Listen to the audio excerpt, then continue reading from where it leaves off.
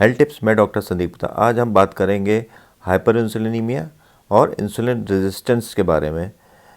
Hyper इंसुलिनीमिया और insulin resistance के बारे में पहले भी मैं कई वीडियोस में बात कर चुका हूँ।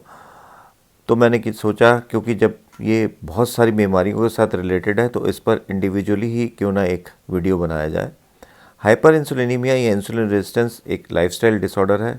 इसका मतलब यह है कि लाइफस्टाइल आपका अगर ठीक नहीं है तो ये डेवलप होता है, और ये डेवलप होता है तो और बहुत सारी बीमारियां डेवलप हो जाती हैं। हाइपर इंसुलिनीमिया का मतलब ये है कि ब्लड में इंसुलिन की मात्रा ज़्यादा होना, और इस इंसुलिन ज़्यादा मात्रा होते हुए भी इंसुलिन सेल्स पे पूरी तरह से काम ना कर पाए, उसे इंसुलिन रेजिस्टेंस कहते हैं। अब इंसुलिन का काम क्या है? इंसुलिन का काम यह है कि ये ब्लड में जो शुगर होती है उसको मसल सेल्स के अंदर, फैट सेल्स के अंदर और लिवर के सेल्स के अंदर लेके जाता है। मसल के सेल्स में ये एज ए एनर्जी सोर्स का काम करता है मसल्स के लिए। लिवर में एज ए ग्लाइकोजन स्टोरेज रहता है, जब वक्त पे ज़रूरत पड़ती है तो लिवर से ग्लाइकोजन ग्लूकोज में चेंज हो जाता है, और फैट सेल्स में ये फैट के रूप में इकट्ठा हो जाता है जो एक्स्ट्रा ग्लूकोज होता है। अगर हम अपनी डाइट में कार्बोहाइड्रेट ज़्यादा लेते हैं, और वो भी सिंपल कार्बोहाइड्रेट ज़्यादा लेते हैं, जिसके बारे में मैंने एक पहले भी वीडियो बनाया हुआ है, तो ब्लड में ग्लूकोज की मात्रा तेज़ी से बढ़ती है। जब तेज़ी से बढ़ती है तो उसके लिए इंसुलिन ज़्यादा सेक्रेट होती है। तो इंसुलिन ज़्यादा सेक्रेट होती है तो फिर ब्लड शुगर कम होने लग जाती है, और जब ब्लड शुगर कम होती है तो फिर आदमी को भूख लगने लग जाती है, फिर पेशेंट को भूख लग जाती है, और फिर वो उसको क्रेविंग होती है खाने की, और ख़ासकर मीठा खाने की, जिससे ब्लड शुगर बढ़ जाए। कहा यह जाता है किसी भी चीज़ की अधिकता अच्छी नहीं होती है। अगर हम बहुत ज़्यादा वर्कआउट नहीं करते हैं और मेहनत मजदूरी नहीं करते हैं तो हमें ज़्यादा शुगर की ज़रूरत नहीं होती है। तो अगर हम इससे एक्सेस शुगर में ले लेते हैं या सिंपल कार्बोहाइड्रेट्स ले लेते हैं तो इंसुलिन ज़्यादा सेक्रेट होती है। इंसुलिन ज़्यादा जब सेक्रेट होती है तो ये भी बॉडी की सेल्स को नुकसान पहुँचाती है। तो बॉडी की सेल्स इससे बचने के लिए कुछ ऐसे चीज़ें सेल में बदलाव करते हैं जिससे इंसुलिन हमारी बॉडी पर या सेल्स पर दुष्प्रभाव नहीं डाले। तो ये होता तो अच्छे के लिए है, पर इससे इंसुलिन रेजिस्टेंस डेवलप हो जाता है, और जब इंसुलिन रेजिस्टेंस पैदा हो जाता है तो बॉडी और इंसुलिन बनाती है।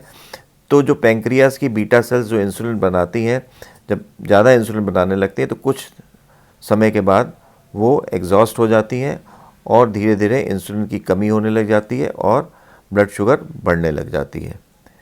तो यानी कि ब्लड शुगर में डायबिटीज़ बढ़ने में के लिए दो रीज़न होते हैं। एक तो इंसुलिन ज़्यादा होती है और काम नहीं कर रही होती, यानी कि इंसुलिन रेजिस्टेंस होता है, और लेटर ऑन जाके फिर आपका इंसुलिन की कमी हो जाती है। ये हम बात कर रहे हैं टाइप 2 डायबिटीज़ मेलिटस की, जिसमें insulin resistance main role play करता है काफ़ी सारे केसेस में, कुछ अपवादों को छोड़ दिया जाए तो।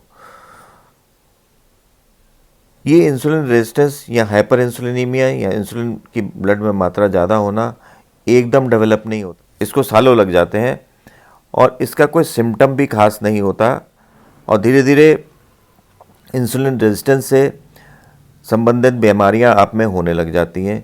ये हम मेटाबॉलिक सिंड्रोम में पहले डिस्कस कर चुके हैं, जैसे आपका blood pressure, diabetes, fatty liver, sleep apnoea syndrome, obstructive sleep apnoea syndrome, hypertriglyceridaemia, triglyceride बढ़ जाते हैं, एचडीएल कम हो जाता है जो गुड कोलेस्ट्रॉल होता है,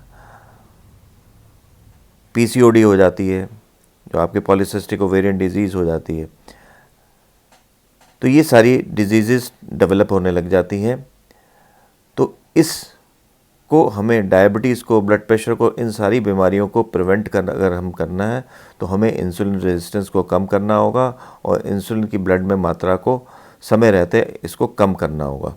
तो अगर डायबिटीज़ से बचना है, ब्लड प्रेशर से बचना है, मोटापे से बचना है और कोलेस्ट्रॉल से बचना है, तो हमें इंसुलिन रेजिस्टेंस को कम करना पड़ेगा।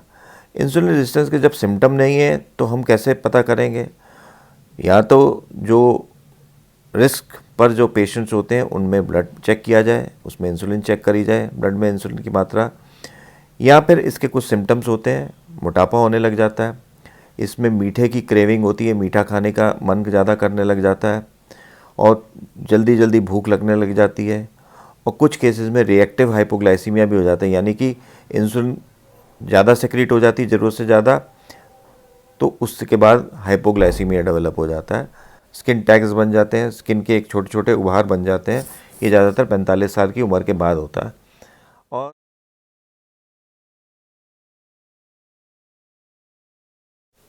हमारी स्किन कई जगह से ब्लैक पिगमेंटेड या वेलवेटी स्किन हो जाती है।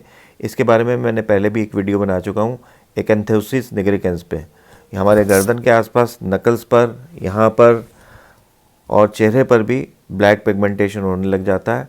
ये इंसुलिन रेजिस्टेंस की निशानी है।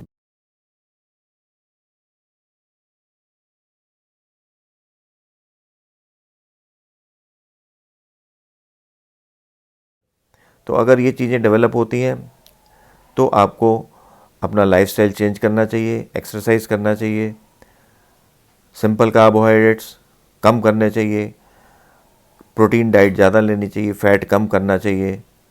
तो अगर आप ये करेंगे समय रहते तो आप डायबिटीज़, ब्लड प्रेशर सबसे बच सकते हैं। जितनी भी ये बीमारियां मैंने जो मेटाबॉलिक सिंड्रोम से साथ एसोसिएटेड होती हैं या हाइपर इंसुलिनीमिया के साथ या इंसुलिन रेजिस्टेंस के साथ एसोसिएटेड होती हैं, उनमें कुछ जेनेटिक कंपोनेंट भी होता है। तो आप अपने माता पिता को तो चेंज नहीं कर सकते, जो आपके हाथ में चीज़ें हैं, लाइफस्टाइल चेंज करना, एक्सरसाइज करना और अपनी डाइट को ठीक रखना, इसको समय रहते कम करने से आप कई बीमारियों से बच सकते हैं।